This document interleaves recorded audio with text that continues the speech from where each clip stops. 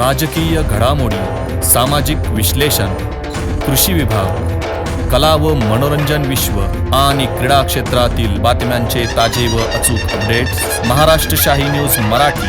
बातमी मागची बातमी, शोध सत्याचा. आत्ताची सर्वात मोठी बातमी समोर येते. शासन एका बाजूला पाणी अडवा पाणी जिरवा हे धोरण राबवत आहे. ओढे नाले यांचे खोलीकरणासाठी शासनाकडून लाखो रुपये खर्च केला जातोय, तर दुसरीकडे जमिनीला सोन्याचा भाव वाढलाय. यामुळे स्थानिक ओढ्यांचे लचके तोडून अतिक्रमण करत मोठमोठ्या इमारती उभ्या केल्या जात असल्याचा प्रकार समोर आलाय. अशीच एक घटना संगमनेर तालुक्यातील साकूर गावातील बाजारपेठेत चौफुली ते साकूर गावात जाणाऱ्या रस्त्याच्या कडेला मोठे शॉपिंग कॉम्प्लेक्स उभे करण्यात आले. हे शॉपिंग कॉम्प्लेक्स बांधकाम सुरू झाल्यापासूनच वादग्रस्त राहिलंय. साकूर गावच्या पूर्वीपासून एक ओढा उत्तरेकडून दक्षिण दिशेकडे वाहतोय. याच ओढ्यावरती मोठ्या प्रमाणात अतिक्रमणे झालेत. मोठमोठ्या इमारती भल्या थाटात उभ्या करण्यात आल्यात. वाढते अतिक्रमण सदर ओढा निस्तेनाबूत झालाय, तर या ओढ्याचा नैसर्गिक पाणी प्रवाह अडथळा निर्माण झालाय. या इमारती बिल्डिंगचे बांधकाम करताना बांधकाम व्यावसायिकांनी बक्कळ पैसा कमविला असेलही, मात्र या इमारती उभा करताना ग्रामपंचायत कार्यालयाकडून ना हरकत दाखला घेतला होता का? जरी ना हरकत दाखला मिळवला असेल तरी ग्रामपंचायतने दिला कसा? तो कशाच्या आधारावरती देण्यात आला?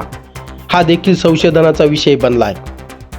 नैसर्गिक पाणी प्रवाह रोखण्याचे काम येथील स्थानिकांच्या मदतीने बांधकाम व्यावसायिकांनी केल्याचे प्रथमदर्शनी दिसून आले. भविष्यात पर्जन्यवृष्टी झालीच तर या अतिक्रमणधारक इमारतींमुळे मोठ्या आपत्तीचा सामना करावा लागणार आहे.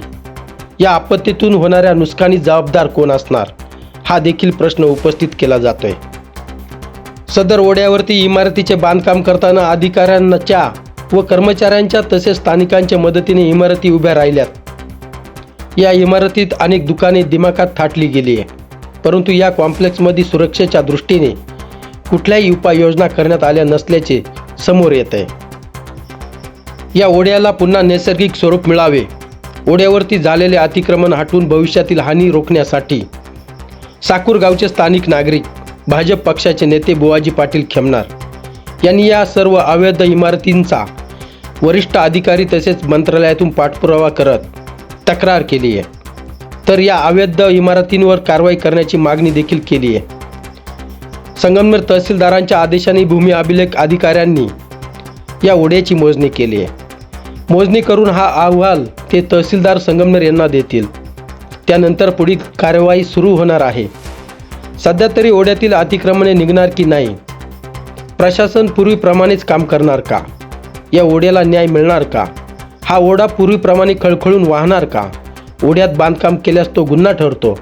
मग या संबंधित बांधकाम करणाऱ्या व्यावसायिकांवर कारवाई करणार का? हे सुद्धा बघणं औचित्याचं असणार आहे.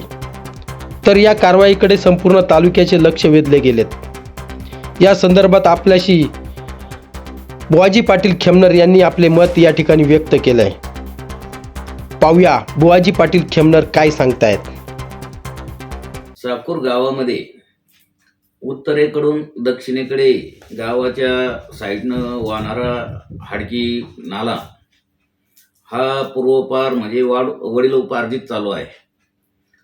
2019 पासून त्या वड्यावर बऱ्याच लोकांनी अतिक्रमण करण्याचा प्रयत्न केला आणि ते अतिक्रमण चालू असतानाच त्या हाडकी नाल्यामध्ये एक भला मोठा टावर उभा राहिला होता.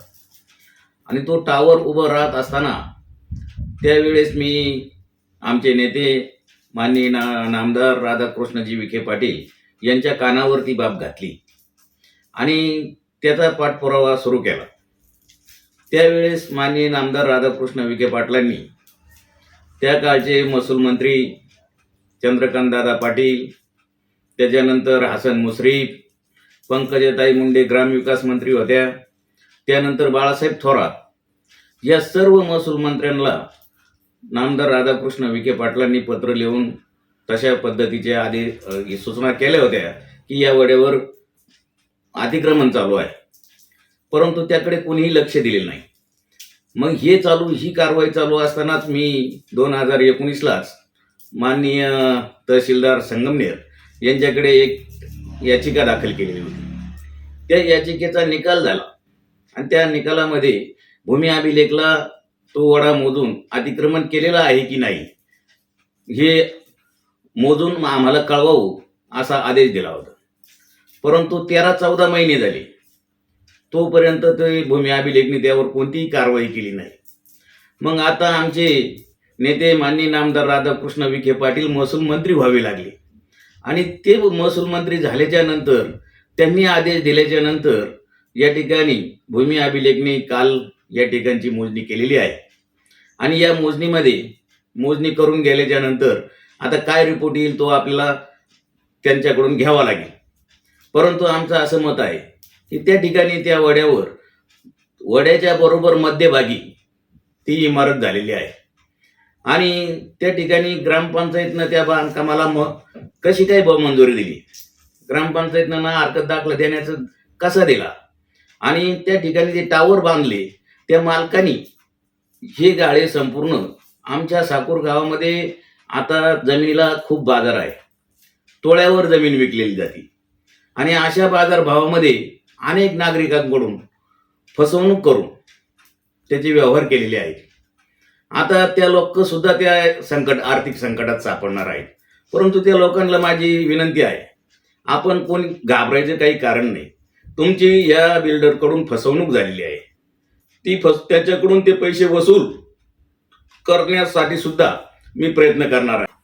आता यामध्ये ज्यावेळेस ते अधिकारी मोजणीसाठी आले त्यानंतर मला बरेचसे त्या गाळेधारक भेटले ज्यांनी त्या गाळ्यामध्ये खरेदी विक्री केलेली आहे. त्यांनी आम्हाला सांगितलं आम्ही कलेक्टर येणे हा प्लॉट आहे आणि आम्ही तो खरेदी केलेला आहे. मी त्यांना सांगितलं तुमची ती फसवणूक झालेली आहे. परंतु त्यांचं असं म्हणणं आहे की कलेक्टर येणे आहे, आमच्या खरेद्या सुद्धा झालेल्या आहेत. मग आता जर खरेदी झालेल्या असतील तर त्या ठिकाणी त्यामध्ये ग्रामपंचायतनं त्या ठिकाणी त्यांना ना हरकत दाखला कसा दिला, वड्यामध्ये वन विभागाने त्यांना ना हरकत दाखला कसा दिला, महावितरणनं त्या ठिकाणी वीज बोरा जोडणीसाठी ना हरकत दाखला कसा दिला, महसूलने त्या ठिकाणी तो दाखला कसा दिला, हे सर्वांचा एक सार्वजनिक बांधकामचा विषय येतो. त्यामध्ये सार्वजनिक बांधकामने त्या ठिकाणी कसा ना हरकत दिला आणि जर ह्या सर्व अधिकाऱ्यांनी या ठिकाणी येऊन पाणी जर केलेली असेल आणि तो जर वढा असताना सुद्धा त्या ठिकाणी त्यांना ना हरकत दाखला दिला आहे, याचा अर्थ यामध्ये ह्या अधिकाऱ्यांची सुद्धा हात बरबटलेले दिसत आहेत. सरळ सरळ वड्यामध्ये ही इमारत उभी असताना ह्या सर्वांनी मिळून त्या ठिकाणी जिल्हा अधिकारी साहेबांची दिशाभूल केलेली आहे कलेक्टर येण्यासाठी. म्हणून या सर्वांची चौकशी होणं गरजेचं आहे आणि ही चौकशी होऊ आता ज्या लाभधारकांनी ते गाळे घेतलेले आहेत यांची दिशाभूल झालेली आहे, यांच्याकडून ह्या लोकांनी पैसे वसूल केलेले आहेत. मग ह्या लोकांचे पैसे सुद्धा मिळाले पाहिजे आणि ह्या चुकीचे काम करणाऱ्यांवर जरब बसली पाहिजे आणि जोपर्यंत ही इमारत त्या ठिकाणावरून जमीनदोस्त होत नाही, त्या अधिकाऱ्यांची जोपर्यंत चौकशी होत नाही तोपर्यंत माझं हे आंदोलन बंद होणार. महाराष्ट्र शाही न्यूज मराठी, बातमी मागची बातमी, शोध सत्याचा.